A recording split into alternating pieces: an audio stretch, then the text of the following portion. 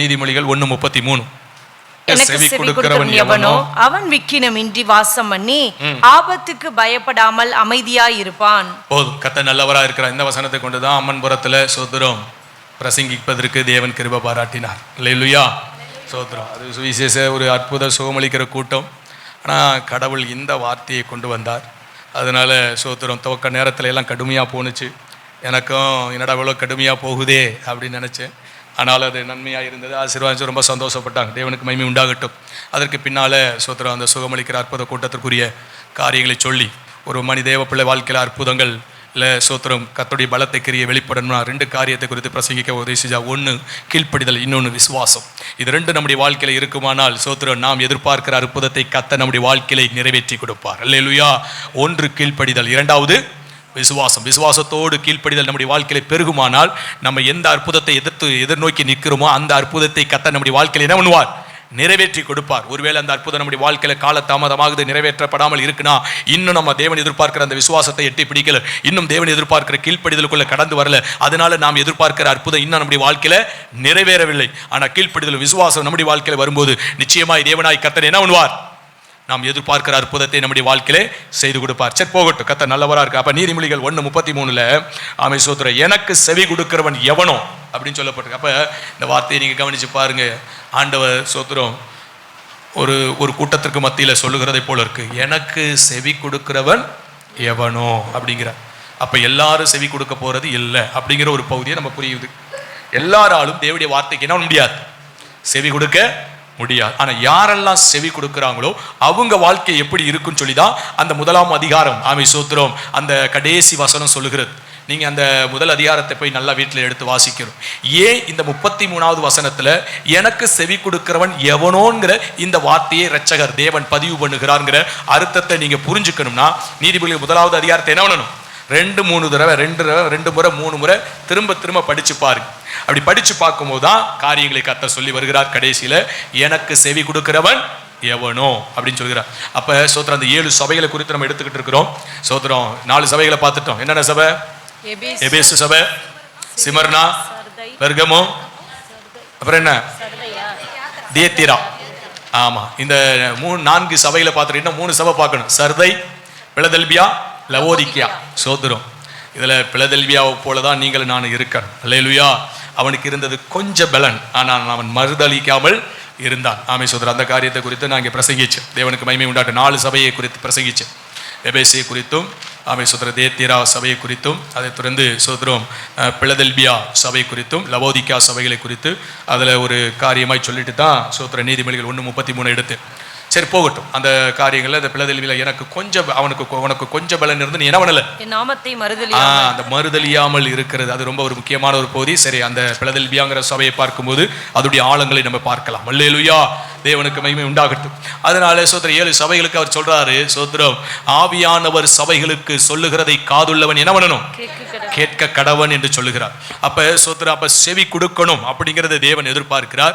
ஆனா சோத்திரம் சபைகள் செவி கொடுக்கிறதா இல்ல விசுவாச மக்கள் செவி கொடுக்கிறார்களா அப்படின்னா அது ஒரு கேள்வியா இருக்கிறது. அல்லேலூயா.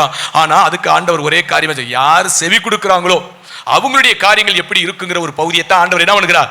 சொல்லுகிறார். மேல உள்ள வசனம் எல்லாம் பார்த்தீங்கன்னா செவி கொடுக்காதவங்களுக்கு என்னென்ன சம்பவிக்குங்கிறத தேவன் சொல்லுகிறார். சரி, செவி கொடுக்கிற காரியங்கள் எப்படி இருக்குங்கிறத நாம் சிந்தித்து நமக்கு கொடுக்கப்பட்ட சமயத்தில் முடிக்க கர்த்தருடைய ஆவியானவர் நமக்கு உதவி செய்வாராக. அல்லேலூயா.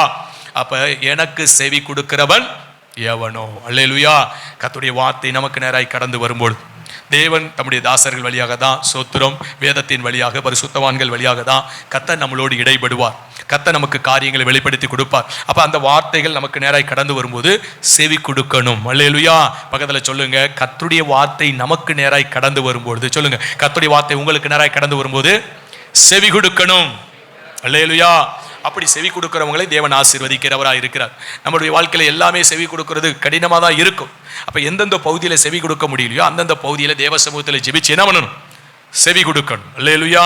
ஆமை சோத்திரம். செவி கொடுக்காமலும் போகலாம், ஆனா செவி கொடுத்தா நமக்கு பெரிய ஆசீர்வாதமா இருக்கும். அப்ப எனக்கு செவி கொடுக்கிறவன் எவனோ அவனை பார்த்துக்கோ, அவன் விக்கணமின்றி வாசம் பண்ணுவான்.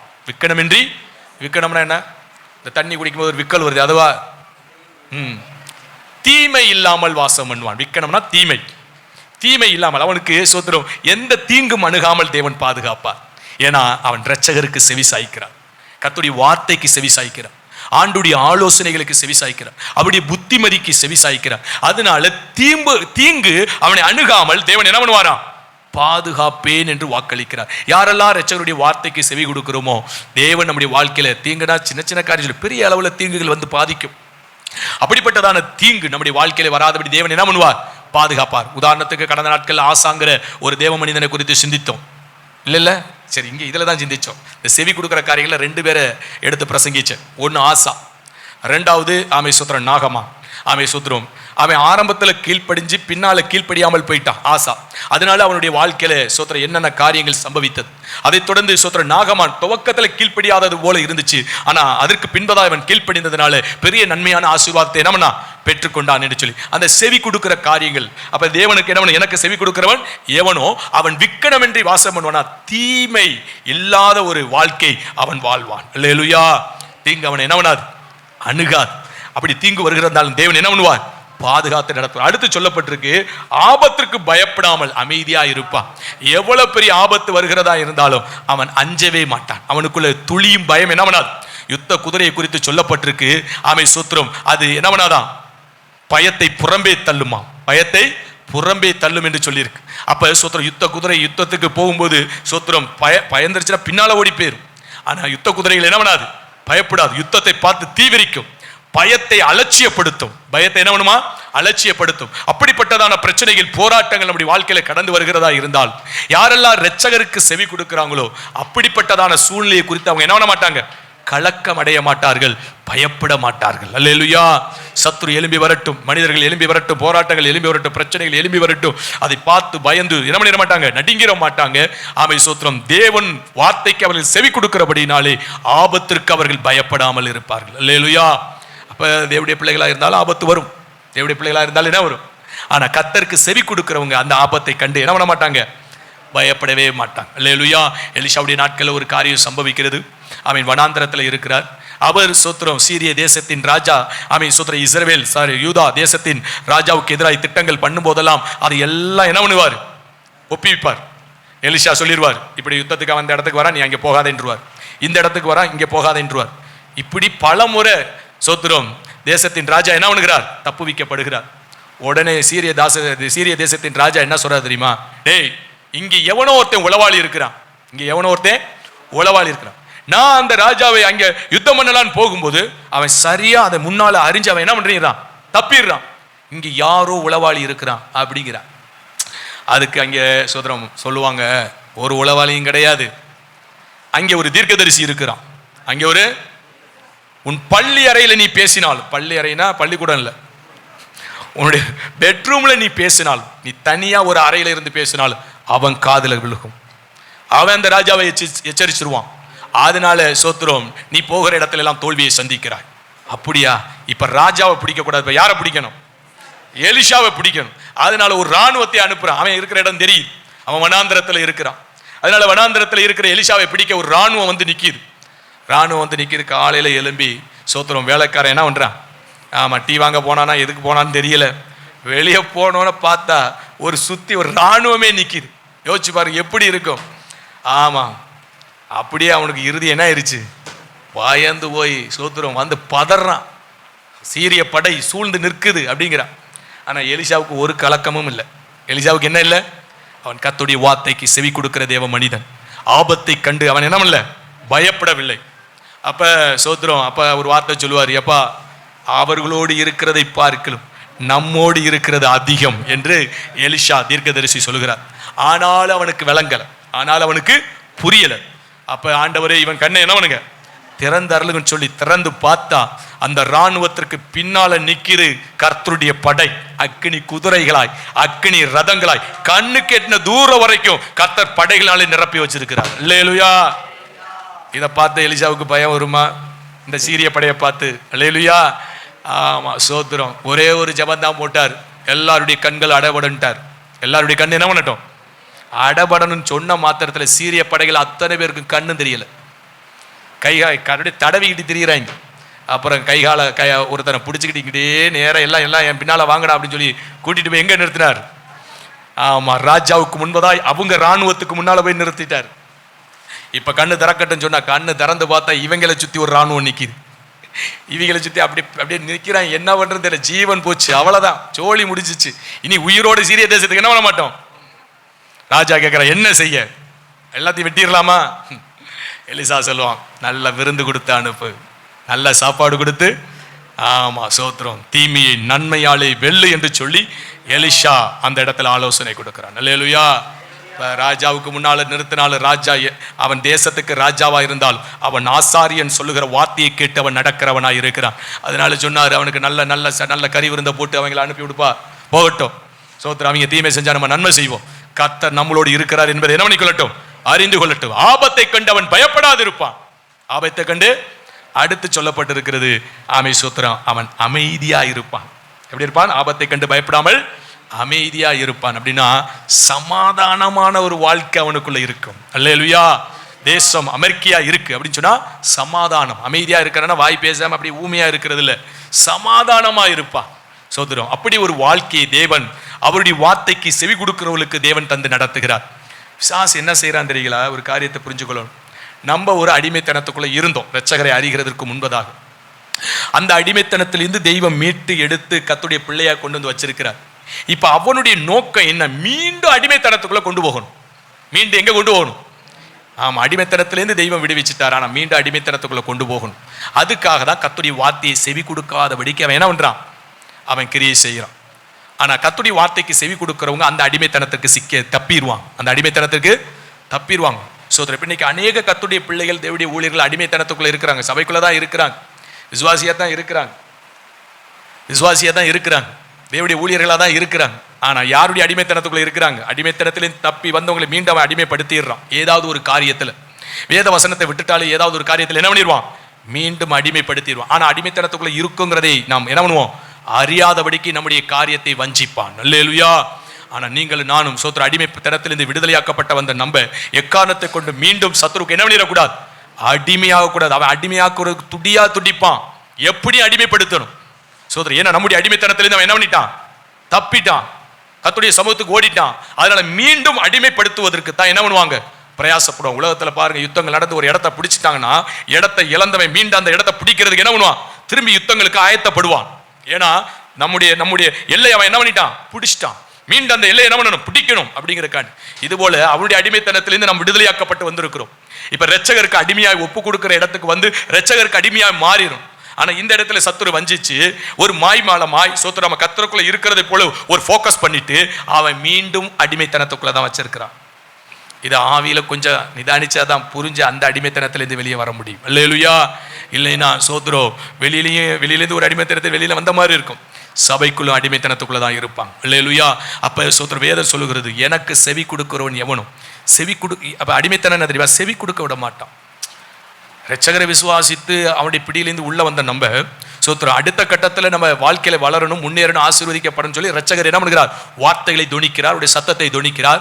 ஆமை சோத்திரம் அந்த வார்த்தைகளுக்கு நாம் செவி கொடுக்க கூடாதபடி, அதற்கு கீழ்ப்படிந்து இசைந்து போகாதபடிக்கு மீண்டும் சத்துரு நம்முடைய இருதயத்தை வஞ்சித்து மீண்டும் அந்த அடிமைத்தனத்துக்குள்ள கொண்டு போயிருவான். அதனாலதான் தேவ பிள்ளைகள் சபைக்குள்ள வந்து அவங்க வாழ்க்கையில எதிர்பார்க்கிற நன்மை என்ன பண்ண முடியல, அடைய முடியாமல் கடந்து போகிறது. அல்லேலூயா.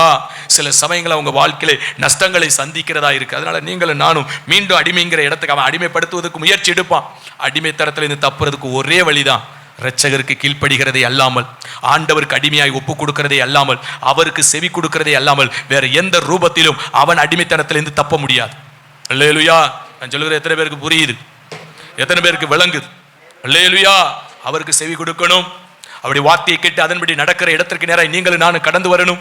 அப்போதுதான் அவன் நம்மளை மீண்டும் அடிமைப்படுத்தாதபடி தேவனாயி கர்த்தர் நம்மளை என்ன பண்ணுவார்? பாதுகாப்பார். இல்லைன்னா சபைக்குள்ளே இருப்போம், அவனுடைய அடிமைத்தனத்துக்குள்ளே இருப்போம். படிப்படியாக அந்த அடிமைத்தனத்தை என்ன பண்ணிடுவான்? கூட்டி கூட்டி கூட்டி கர்த்தர் சுத்தமாக கர்த்தருடைய வார்த்தைக்கு செவி கொடுக்க முடியாத இடத்துக்கு கொண்டு போயிடுவான். அதனால நீங்களும் நான் மீண்டும் அடிமைத்தனத்திற்குள்ளே சிக்காம ஆமை சோத்திர கர்த்தருடைய வார்த்தைக்கு செவி கொடுப்போமானால் நம்முடைய வாழ்க்கை ஆமை சோத்திர ஆசீர்வாதமாக இருக்கும். ஆமை சோத்திரம் அவன் விக்கனமின்றி தீமை இல்லாமல் வாழ்வான், ஆபத்தை கண்டு பயப்பட மாட்டான், அவன் அமைதியா இருப்பானா, அவன் வாழ்க்கை அமெரிக்கையா இருக்கும், சமாதானமா இருக்கும். அல்லேலூயா. கர்த்தர் நல்லவர். இந்த வசனத்துக்கு ஆதாரமாய் 2 மனிதர்களை பார்த்து முடித்தோம். ஆமை சோத்திரம். அதுல 1 ஆசா. ஏற்கனவே சாலோமோனுடைய வேலைக்காரன் எரோபெயாம் அவன் அடுத்து சோத்திரம் 10 கோத்திரத்துக்கு தலைவனாகி இஸ்ரவேலுக்கு ராஜாவாக வருகிறான். அவனுக்கு அடுத்து பாசா வருகிறான். இப்போ பாசாவோடு ஒரு யுத்தம் ஆசாவுக்கு வரும்பொழுது, துவக்க காலத்தில் எத்தியோப்பியா யுத்தத்துக்கு வரும்பொழுது அவன் தேவனை சார்ந்து கொண்டான். தேவன் அவனுக்கு உதவி செய்தார். அவன் ஆசாரிகளை ஏற்படுத்தி கர்த்தருடைய வசனங்கள் எல்லாம் ஜனங்களுக்கு அறிவிக்க வைத்தான். நல்ல காரியங்கள் எல்லாம் செய்தான். துவக்க காலத்தில் நல்ல காரியங்கள், நல்ல கீழ்ப்படிதல். ஆனால் அதுக்கு பின்பதாய் கடந்து போகும்போது ஆமென் சோத்திரம் அசிரியா கடந்து வரும்பொழுது அவன் என்ன பண்ணல, பாசா யுத்தத்தில் நடப்பிக்கும் போது அவன் அசிரியாவை சார்ந்து கொண்டான். யூதேயாவுக்கு இஸ்ரவேலுக்கு இடையில போக்குவரத்து இருக்கக்கூடாதுன்னு சொல்லி என்ன பண்ணுறான், பாசா ஒரு பெரிய அலங்கத்தை கட்டுறான், ஒரு காம்பவுண்ட் சோரை கட்டுறான். அவங்களோட யுத்தம் பண்ணி அதை தடுத்து நிறுத்துறதுக்கு ஆசாவால் முடியலை. ஆனால் சோத்ரு அதுக்காக அவன் என்ன பண்ணுறான், அசிரியாவை சார்ந்து கொள்கிறான். தேவனை நம்பலை, தேவனை சார்ந்து கொள்ளலை, அசிரியாவை சார்ந்து கொள்ளுகிறான். இன்னைக்கு நம்மள அநேக வேளைகள் அநேக பிரச்சனைகளை நம்முடைய சுயபலத்தை சார்ந்து கொள்கிறோம். சோத்திரம் நம்முடைய திறமைகளை சார்ந்து கொள்கிறோம். தேவனை சார்ந்து கொள்ளலை. எந்த விஷயமா இருந்தாலும் சோத்திரம் தேவனை சார்ந்து கொள்ளணும். ஆமாம், நமக்கு ஒரு பிரச்சனையா தேவ சமூகத்தில் ஜெபிக்கணும், முழங்கால் மண்டிடணும், உபவாசம் பண்ணணும், செப வீட்டுக்கு போகணும், ஜெபிக்கணும், ஊழியர்ட்ட ஆலோசனைக்கணும், அதன்படி நடக்கணும். இதைத்தான் நம்ம தெரிந்து கொள்ளணும். அல்லேலூயா. இதற்கு மாறுதலாய் நாம் எந்த காரியத்தை செய்தாலும் அது எல்லாம் ஏதோ ஒன்றை சார்ந்து கொள்கிறோம். அது அசிரியாவை சார்ந்து கொள்வதற்கு ஒப்பனையாக இருக்கிறது. அதற்காக அவன் ஆலயத்தில் இருக்கிற பொன்னை வெள்ளி என்ன பண்ணுகிறான், எடுத்து கொடுக்குறான். காரியம் நடந்துச்சு, அவன் எதிர்பார்த்த மாதிரி என்ன ஆயிடுச்சு. ஆமாம், பாசாவோடு யுத்தம் பண்ணி பாசா அதை கட்டாமல் போயிட்டான். அந்த அலங்கத்தை கட்டுமடி கொண்டு வந்த பொருட்களை வைத்து 2 கோபுரத்தை கட்டியாச்சு. ஆனால் கர்த்தர் தம்முடைய தாசனை அனுப்பினார். அல்லேலூயா. ஆமாம், இந்த யுத்தத்தில் நீ தேவன் என்னை சார்ந்து கொள்ளாமல் நீ அசிரியாவை என்ன பண்ணிக்கிட்ட, சார்ந்து கொண்டதுனால இனி யுத்தங்கள் ஓயாது. இனி என்ன பண்ணாது, இதுவரைக்கும் அவனுடைய வாழ்க்கை அமெரிக்கையாக இருந்துச்சு. ஆனால் இனி யுத்தங்கள் ஓயாது. அந்த வார்த்தையை அவன் என்ன பண்ணல, உணர்வுடையில மனம் திரும்பல. அந்த ஊழியக்காரரை தூக்கி எங்கே வச்சாச்சு, சிறையில் வச்சாச்சு. அதுக்கப்புறம் காலில் வியாதி வந்துச்சு. அப்பவும் அவன் என்ன பண்ணல, உணர்வடையில கீழ்ப்படியில. அவன் தேவனை அல்ல பரிகாரியை தேடி ஓடினான். கடைசியில் செத்தே போனான். அல்லேலூயா. ஆமாம், சோத்திரம். அப்போ எனக்கு செவி கொடுக்கிறவன் எவனும் அப்படிங்கிற பகுதியில் ஆசா துவக்க காலத்தில் செவி கொடுத்தாலும் பிந்தின நாட்கள் அவன் என்ன பண்ணல, செவி கொடுக்காததுனால அவன் வாழ்க்கை படிப்படியாக நஷ்டப்பட்டு கடைசியில் அவனுடைய முடிவும் என்ன ஆகி போச்சு. நீதிமானை பார்த்துருப்பாயான், அவனுடைய முடிவு எப்படி இருக்கும், அப்படி போய் முடியல ஆசாவுடைய வாழ்க்கை. ஆனால் அவனுடைய துவக்கம் சூப்பர். ஆமாம், படிக்கும்போது ரொம்ப ஆசையாக இருக்கும். அவ்வளவு தெய்வத்துக்கு பிரியமாய் நடந்தவன். ஆனால் பின் நாட்கள் அவன் தெய்வத்துக்கு பிரியமாய் நடக்கலை. அதனால முடிவு அவனுக்கு என்னவா இல்லை. ஆமாம், நீங்களும் நானும் சோத்திரம் மரண பரியந்தம் ஆண்டவருக்கு செவி கொடுக்கிறவர்களாக இருக்கிறோம். அல்லேலூயா. அப்படிப்பட்ட ஒரு கீழ்ப்படிதலுக்குள்ளே கடந்து போகிறவர்களாக இருக்கிறோம். அப்போது நம்முடைய முடிவு எப்படி இருக்கும், சமாதானமாக இருக்கும். ரைட். அடுத்து சோத்திரம் 1 நாளாகமத்தில் தான் 2 ராஜாக்களை நம்ம வாசிக்கும் போது 5வது அதிகாரத்தில் தான் சோத்திரம் நாகமான் வருகிறார். வீட்டில் போய் படிச்சுக்கோங்க, சமயம் இல்லை, சீக்கிரமாய் சொல்லி கடந்து போகிறேன். சோத்திரம் நாகமான் அவன் சீரிய தேசத்தின் படைத்தலைவன். அவன் குஷ்டரோகியாக இருக்கிறான். அங்கே இருக்கிற ஒரு சிறுபிள்ளை சோத்திரம், என் தேசத்தில் இருக்கிற தீர்க்கதரிசியை போய் பார்ப்பீரானால் உனக்கு என்ன உண்டாகும், சுகம் உண்டாகும். நல்ல ஒரு சுவிசேஷம். அதை கேட்டு அவன் விசுவாசித்து என்ன பண்ணுகிறான், தேசத்துக்கு போகிறான். எலிசாவை பார்க்க போகிறான். கிட்ட வரும்போது அவன் ஒரு கற்பனையோடு போகிறான். நம்ம போவோம், நம்மளை சிங்காசனத்தை போட்டு கனப்படுத்தி நமக்கு பலவீனமாக இருக்கிற பகுதியில் எண்ணெய்களை பூசி இப்படியெல்லாம் சுகமாகும் அப்படின்னு சொல்லிட்டு ஒரு கற்பனையோடு போயிட்டு இருக்கிறான். ஆனால் எலிசா ஒரு வேலைக்காரனை அனுப்பி அந்த ஆள் அப்படியே போய் எங்களுடைய யோர்தான் நதியில் 7 முறை முழுகிட்டு போய் சொல்லு, அவனுக்கு சிறுபிள்ளையுடைய மேனி போல் மாறும் என்று சொல்லி எலிசா அனுப்புகிறான். இந்த வார்த்தையை கேட்ட மாத்திரத்தில் அவன் கோபம் அடைகிறான். ஏன்னா அவன் எதிர்பார்த்த விதமாக என்ன பண்ணல, காரியம் இல்லை. இன்னைக்கு நம்மளை எதிர்பார்க்கிற விதமாய் காரியம் வந்துச்சுன்னா சந்தோஷம் தான். ஆனால் எதிர்பார்க்கிறதுக்கு மாறுதலாய் வந்தால் எப்படி இருக்கும், துக்கமாக தான் இருக்கும். சோத்திரம். ஆனால் சோத்திரம் எதிர்பார்க்கிற மாதிரி வந்தாலும் சந்தோஷம், எதிர்பார்க்கிறதுக்கு மாறுதலாக வந்தாலும் சந்தோஷம். ஏன்னா ஊழியக்காரருடைய நாவிலிருந்து கர்த்தருடைய வார்த்தை வருகிறது. அல்லேலூயா. அது எதிர்பார்க்கிற மாதிரி இருந்தா என்ன, எதிர்பார்க்கிற மாதிரி இல்லாமல் இருந்தா என்ன. சோத்திரம். சொல்றதுக்கு கீழ்ப்படிஞ்ச ஆசீர்வாதம். அல்லேலூயா. அப்போ அவன் வீறு கொண்டு எழும்பி என்ன பண்ணுகிறான், என்னுடைய சொந்த தேசத்தில் எத்தனையோ புதிய நதிகள் இருக்கு, இந்த நதியில போய் நான் குளிக்கிறதா அப்படின்னு என்னென்னமோ பேசுறான். சோத்திரம். நீ பேசிட்டு போகலாம், காரியம் நடக்காது. நீ நடக்கிற புனித நதிகளில் போய் குளிச்சாலாம் உனக்கு காரியம் நடக்காது. இந்த நதி ஒன்றும் புனிதமானதெல்லாம் கிடையாது. ஊழியக்காரன் சொன்ன வார்த்தைக்கு நீ கீழ்ப்படிவாயானால் உனக்கு ஆசீர்வாதம் உண்டு என்பதுதான் அதனுடைய பொருளாய் இருக்கிறது. அல்லேலூயா. முதலாவது நீ விசுவாசிக்கணும், நான் குணமாவேன். 2வது கீழ்ப்படியணும். இந்த 2ஐ உன் வாழ்க்கையிலே ஆழப்படுத்துவாயானால் உன் வாழ்க்கையில எதிர்பார்க்கிற நன்மையை நாகமானுக்கு தந்ததை போல கர்த்தர் உனக்கு தருவார். அல்லேலூயா. அப்ப பாருங்க, விசுவாசிச்சா அந்த வேலைக்காரன் ஒருத்தன் வந்தான், நல்ல வேலைக்காரன், நல்ல வேலை, பொல்லாதவனாவது மாட்டினா அத்தோட சோத்திரம். நாகமானுடைய சரித்திரம் மாற்றி எழுதப்பட்டிருக்கும். கடைசி வரைக்கும் குஷ்டரோகியா இருந்தே செத்தான்னு எழுதியிருக்கும். நல்ல வேலை அவன் பக்கத்தில் ஒரு நல்ல வேலைக்காரன் இருந்தான். அல்லேலூயா. அப்படிப்பட்ட வேலைக்காரன் நமக்கு இருக்கணும். அப்படிப்பட்டவங்க நம்ம பக்கத்தில் இருக்கணும். நம்ம தவறு செஞ்சாலும் நம்மளை சரியான பாதையில் நடத்தி விட்டுருவாங்க. பொல்லாத மனுஷன் பக்கத்தில் இருந்தான் நம்ம வாழ்க்கையை ஜோலியை முடிச்சுடுவான். அல்லேலூயா. அதனால் உங்கள் பக்கத்தில் அருகாமையில் இருக்க யாருன்னு பார்த்துக்கோங்க. இந்த மாதிரி நல்ல வேலைக்காரன் இருந்தால் தப்புவீங்க, இல்லைன்னா ஜோலியை முடிச்சு விட்ருவாங்க. அல்லேலூயா. அதனால் நமக்கு ஆவிக்குரிய நண்பர்கள் நம்முடைய தவறை கண்டித்து உணர்த்துகிறவர்களாக இருக்கணும். அல்லேலூயா. ஒரு ஊழிய கூட்டத்துக்கு போனேன். சோத்திரம், ஊழிய கூட்டத்தை நடத்துறது அவர் தான்.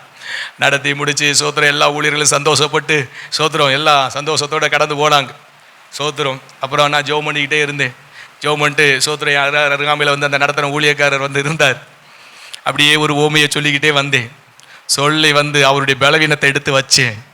அப்படியே சோத்திரம், இந்த ஊழியக்காரரும் சொல்லலையா, என்னுடைய பலவீனத்தை இவ்வளவு காரியமாக சொன்னீங்க, நான் அழுகிறேன், கர்த்தர் எனக்கு உதவி செய்யணும், என்னை மாற்றி கொடுக்கணும், எனக்காக ஜெபித்து கொள்ளுங்கள் என்று சொல்லி கடந்து போனார். அல்லேலூயா. அதனால் எல்லாரும் கைத்தட்டுற மாதிரி தட்டிட்டு போகிறதில்லை. சோத்திரம். அவங்களுக்குள்ள என்ன பலவீனங்கள் இருக்குன்னு பார்த்து அதை சொல்லி கொடுத்து சோத்திரம். அதனால் பகைச்சாலும் சரி, விரோதிச்சாலும் சரி, அதை குறித்து நமக்கு என்ன கிடையாது, கவலை கிடையாது. ஏன்னா கர்த்தர் நமக்கு ஒரு காரியத்தை உணர்த்தி கொடுப்பார். ஆனால் அந்த காரியத்தை சொல்லி அவங்களை சரியான பாதையில் கொண்டு போய் சேர்க்கிறதா நம்முடைய வேலை.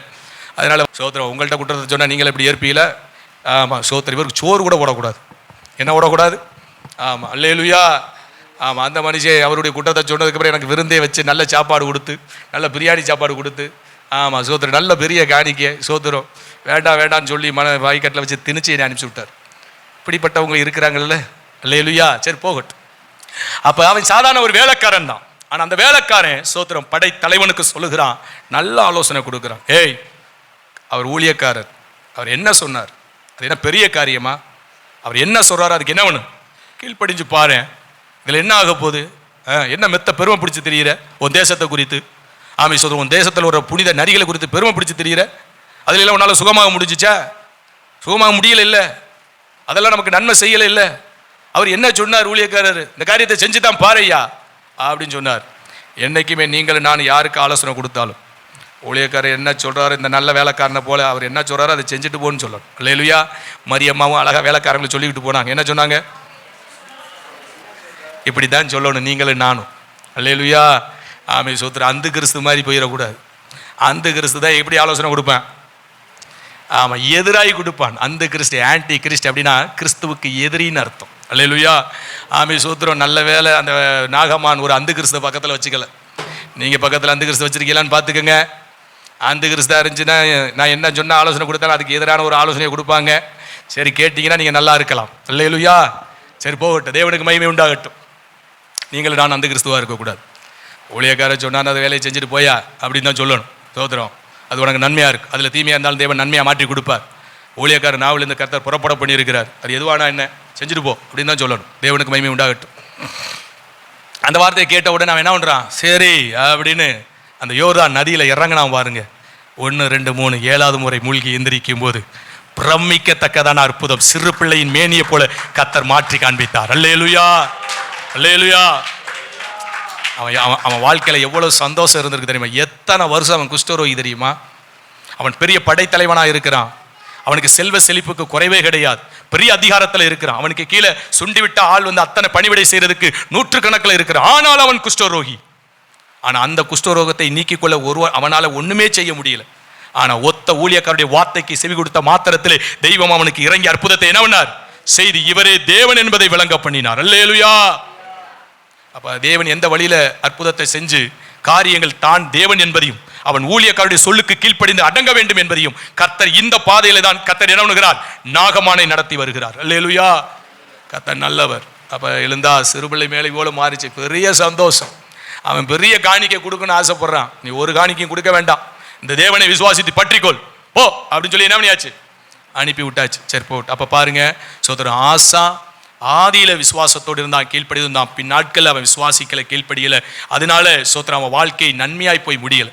ஆனா நாகமான் துவக்கத்துல அவன் எதிர்த்தான், பகைத்தான், கீழ்ப்படியாமல் இருந்தான். ஆனா அதற்கு பின்பதாக அவன் உணர்த்தப்பட்டதற்கு பின்பதாக அவன் கீழ்ப்படிந்தான், விசுவாசித்தான், செயல்பட்டான். அவன் ஆசீர்வாதங்களை சுதந்திரித்தான். அல்லேலூயா. உங்க வாழ்க்கையிலும் எங்க வாழ்க்கையிலும் எதிர்பார்க்கிற அற்புதம் நடக்க 2 காரியம். 1 விசுவாசம். நீங்க எதிர்பார்க்கிற காரியத்தை அவர் செய்து கொடுப்பார்னு என்ன பண்ணணும்?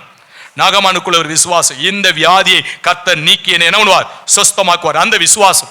ஆனா கீழ்ப்படியாம தான் அது தடை செய்து கொண்டிருந்தது. ஆனா கீழ்ப்படிந்ததற்கு பின்பதாக கர்த்தர் அந்த ஆசீர்வாதத்தை என்ன பண்ணார்? கட்டளையிட்டார். நீங்களும் நானும் தெரிந்து கொள்ளணும், நம்ம வாழ்க்கையில் ஒரு அற்புதம் நடக்கணுமா 2 பிரதானமா இருக்கணும். அது ஆழமாய் கடந்து போடும். 1 விசுவாசம், 2வது கீழ்ப்படிதல். இந்த அனுபவத்துக்குள்ளே கடந்து போகும்போது நாம் எதிர்பார்க்கிற அற்புதத்தை நம்முடைய வாழ்க்கையில செய்து கொடுப்பார். அல்லேலூயா. கண்களை மூடுவோம், முழங்கால் மண்டிடுவோம், இரட்சகரை நோக்கி பார்ப்போம். சமயமுள்ள நிறைய